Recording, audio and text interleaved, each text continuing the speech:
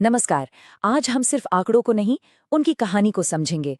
हमारा मकसद है शासन को बेहतर बनाना और लोगों की सच्ची सेवा करना, और इसके लिए डेटा एक आईने की तरह काम करता है। आज का हमारा फोकस है मध्य प्रदेश का रतलाम ग्रामीण विधानसभा क्षेत्र।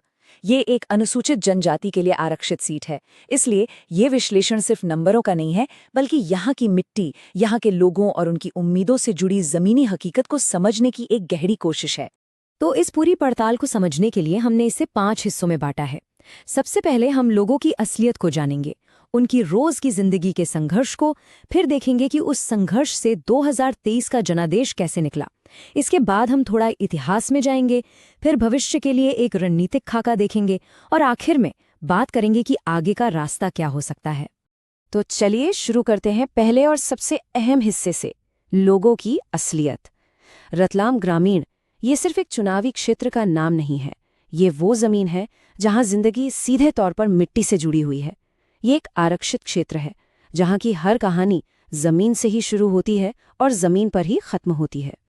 अब ये जो नक्शा आप देख रहे हैं, ये सिर्फ एक भौगोलिक सीमा नहीं है, ये एक जीता जागता सामाजिक ताना बाना है।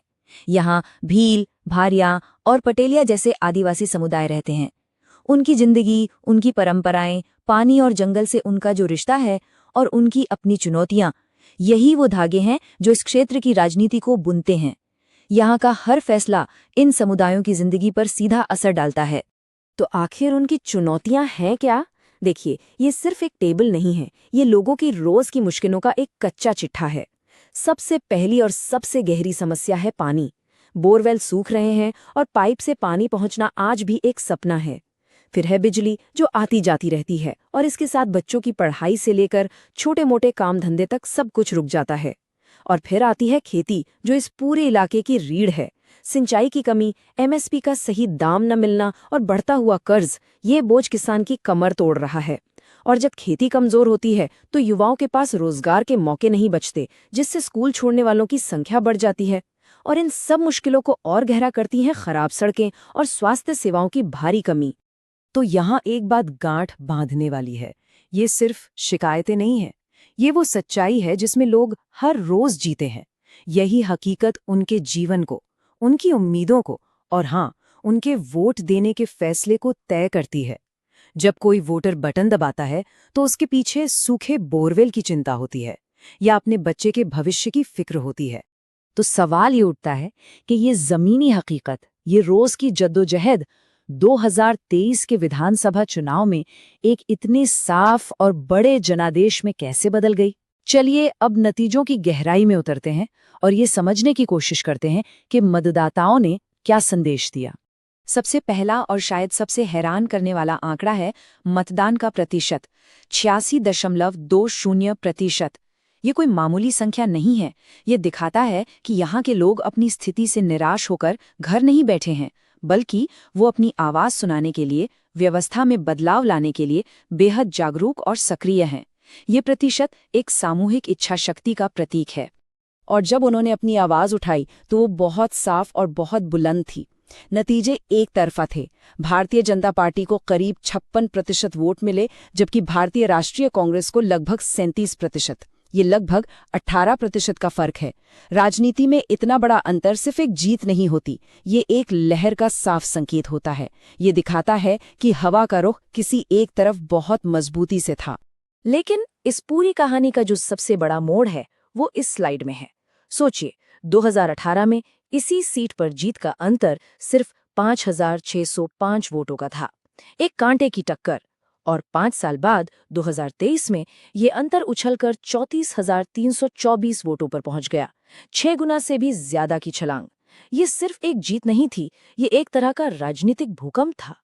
जीत के अंतर में आया ये जबरदस्त उछाल ही वो सबसे महत्वपूर्ण संकेत है जिसे हमें समझना है। तो यहाँ असली सवाल ये नहीं रह जाता कि कौन जीता। असली सवाल ये है कि जमीन इतनी तेजी से, इतनी ज्यादा क्यों खिसक गई। वो कौन सी ताकतें थीं जिन्होंने महज 5 साल में चुनावी समीकरणों को पूरी तरह से पलट दिया। हमारे विश्लेषण का बाकी हिस्सा इसी क्यों का जवाब खोजने पर टिका है। 2023 का जो नतीजा था वो कोई अचानक हुई घटना या कोई चमत्कार नहीं था।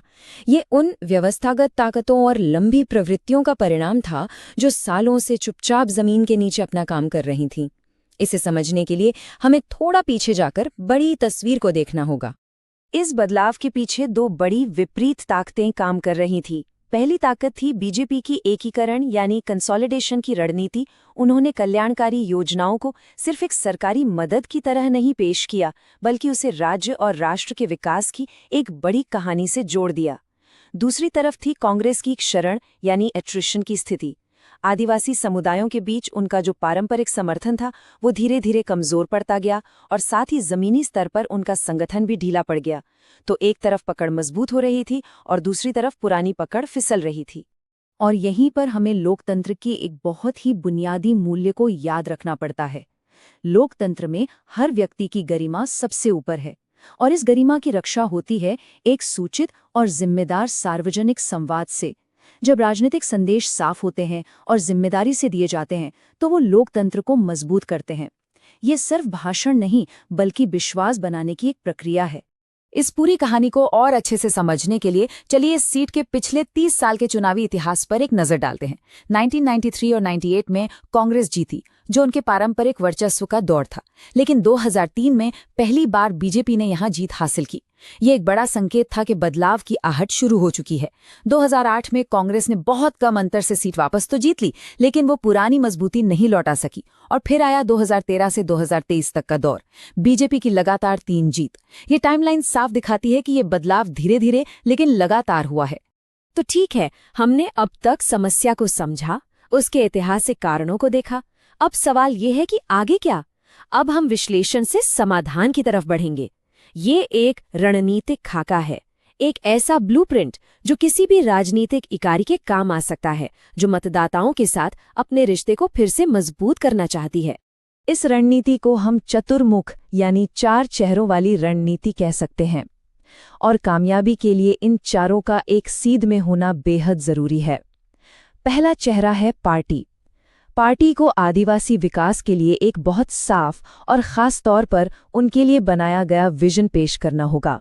दूसरा चेहरा है प्रतिद्वंदी। उसकी ताकत को समझना और उसकी डिलीवरी में कहाँ-कहाँ कमियां हैं उन्हें सामने लाना। तीसरा और सबसे जरूरी चेहरा है मतदाता। उनकी हर छोटी बड़ी शिकायत का एक नक्शा बनाना और हर गांव मोहल्ले के असरदार लोगों को पहचानना। और चौथा चेहरा है उम्मीदवार। उम्मीदवार ऐसा हो जो भरोसेमंद हो, जिससे लोग जुड़ाव महसूस करें और जिस पर यकीन कर सकें। अब ये तो हुई बड़ी रणनीति, पर इसे जमीन पर कैसे उतारा जाए? इसके लिए ये 90 दिन की एक सीढ़ी है। पहले 30 दिन है पुनः जुड़ने के। इस दौरान हर एक बूथ पर जाना है, सिर्फ बोलने के लिए नहीं, बल्कि सुनने और लोगों की शिकायतों को दर्ज करने के लिए। अगले 30 दिन है संवाद के। छोटी छोटी बैठकें करना और स्थानीय नेताओं के साथ मिलकर एक माहौल तैयार करना। और आखिरी के 30 दिन है सक्रिय होने के। इस दौरान सारा ध्यान लोगों को वोट डालने के लिए बूथ तक लाने और किसी भी तरह की गलत सूचना का तुरंत जवाब देने पर होना चाहिए। और आज के दौर में जमीनी काम को टेक्नोलॉजी से जोड़ना ही होगा। पुराने तरीकों के साथ साथ नए माध्यमों को अपनाना जरूरी है।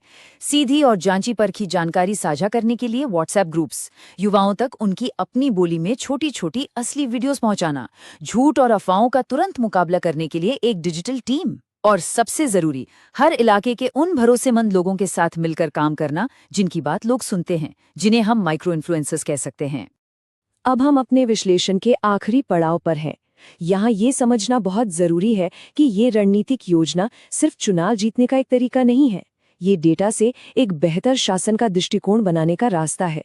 असली मकसद सिर्फ चुनाव जीतना नहीं, बल्कि शासन करने के तरीके को बदलना है।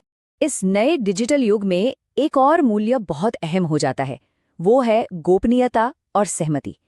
किसी के साथ भी एक लंबा और भरोसे का राजनीतिक रिश्ता बनाने के लिए ये जरूरी है कि हम उनकी निजी जानकारी का सम्मान करें और कोई भी संवाद करने से पहले उनकी स्पष्ट अनुमति लें।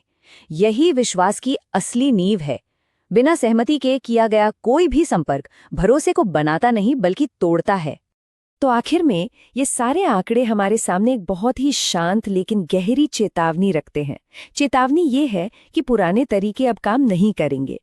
लेकिन इन आंकड़ों में सिर्फ चेतावनी नहीं है, इनमें एक उम्मीद भी है। एक ऐसी राजनीति का रास्ता जो उत्तरदायी हो, जो जन केंद्रित हो, जो लोगों की आवाज को सुने और उस पर काम करे।